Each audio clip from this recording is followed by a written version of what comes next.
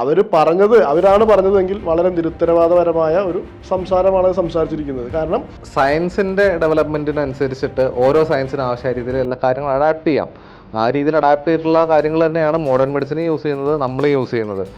ഇപ്പോൾ ഇത് കുറച്ചധികം കാലങ്ങൾക്ക് മുമ്പ് ആയുർവേദ ഡോക്ടർമാർക്ക് സ്റ്റെതസ്കോപ്പ് ഉപയോഗിക്കുന്നതിനും കോട്ടിടുന്നതിനും BPFNS ഉപയോഗിക്കുന്നതിനൊക്കെ അതിനും ഇതുപോലെ ചില തിട്ടൂരങ്ങൾ ഇറക്കിയിരുന്നു.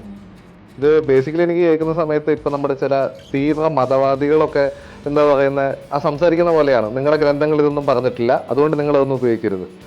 അതേപോലത്തെ ഒരു രീതിയിലേക്ക് ഇത്രയും സയൻസ് പഠിക്കുന്ന നമ്മളെക്കാൾ കൂടുതൽ സയൻസിന്റെ എന്താ പറയുന്ന കൺട്രോളേഴ്സ് ആണ് എന്ന് അവകാശപ്പെടുന്ന ഇവർ ഈ രീതിയിൽ സംസാരിക്കുന്നത് വളരെ മോശമായിട്ടുള്ള കാര്യമാണ്.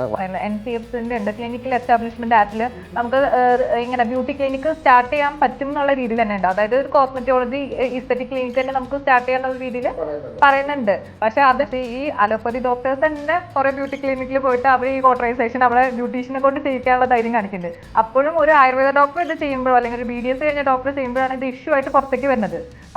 നമ്മുടെ അസോസിയേഷൻ ഇപ്പോൾ ആയുർവേദ മേഖലയിൽ ശക്തമായ association, Ayurveda medical association of India ഇതിനകത്ത് ഇടപെട്ട് കഴിഞ്ഞു. അവർ പറഞ്ഞിട്ടുണ്ട് ഇതിനകത്ത് പരസ്യമായി ഇത് പിൻവലിച്ച് മാപ്പ് പറഞ്ഞില്ലെങ്കിൽ ഞങ്ങൾ നിയമ നടപടിയായിട്ട് മുന്നോട്ട് പോകുന്നുള്ളത്. കാരണം അതൊരു സ്റ്റാൻഡാണ്. അങ്ങനത്തെ സ്റ്റാൻഡിലൂടെ തന്നെയാണ് ഇതിനെ പിടിച്ചു കെട്ടാൻ പറ്റുള്ളൂ.